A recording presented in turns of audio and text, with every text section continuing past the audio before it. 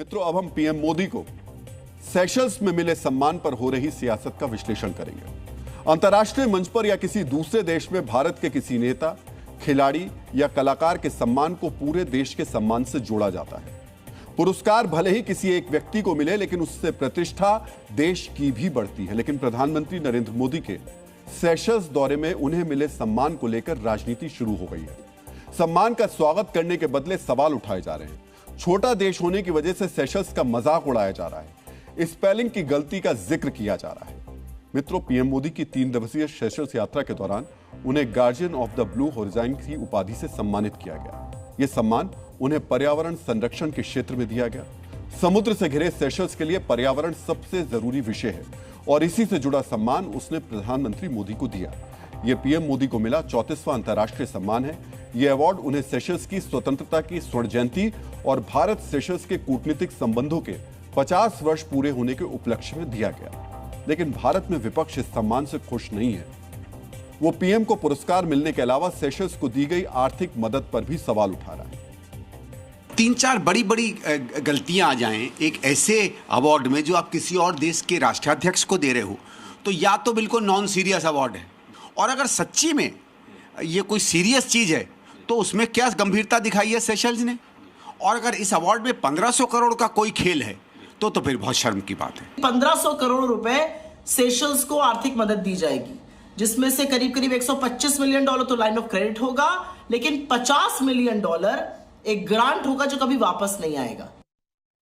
मित्रों, हमने आपको पहले ही बताया था कि सेशल्स एक बहुत छोटा देश है। वहां की आबादी 1 लाख से थोड़ी ही ज्यादा है, लेकिन अफ्रीका का सबसे कम आबादी वाला यह देश रणनीतिक दृष्टिकोण से बेहद महत्वपूर्ण है। आज आपको जानना चाहिए कि सेशल्स को भारत के नजदीक लाना क्यों जरूरी है। पीएम मोदी के सेशल्स दौरे से भारत को क्या मिला। साथ ही आपको यह भी जानना चाहिए क्या सेशल्स को पहली बार आर्थिक सहायता दी गई है। लेकिन पहले सम्मान को लेकर छिड़े विवाद का जिक्र करना जरूरी है।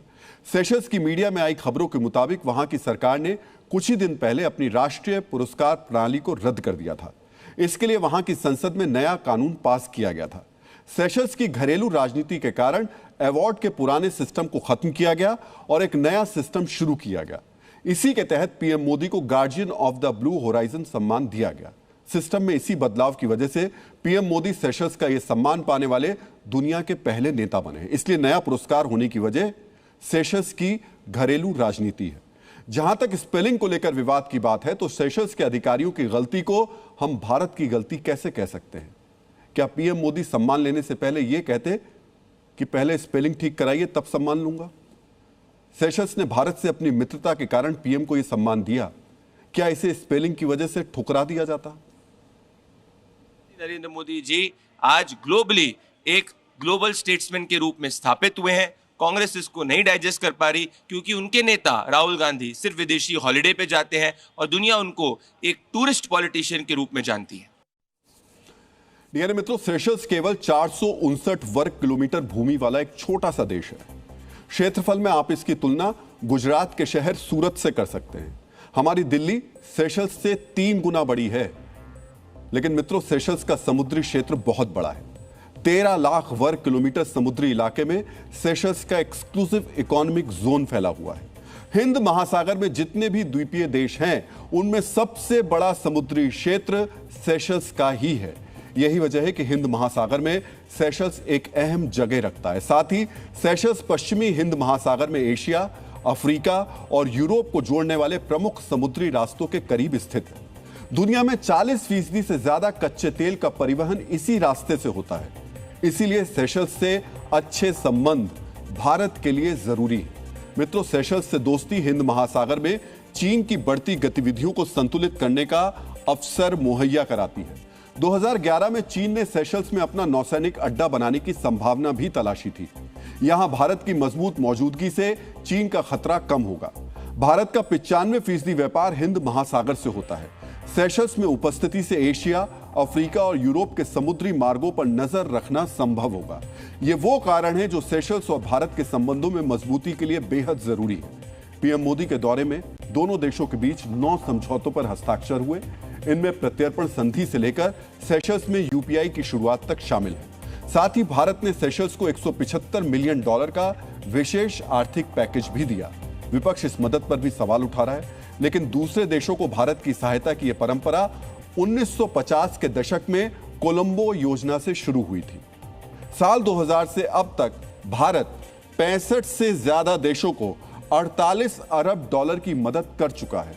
इनमें से करीब 15 अरब डॉलर अनुदान के रूप में, जबकि बाकी 33 अरब डॉलर लाइन ऑफ क्रेडिट के रूप में दिए गए हैं। मित्रों, सेशल्स को भी मदद पहली बार नहीं की गई है।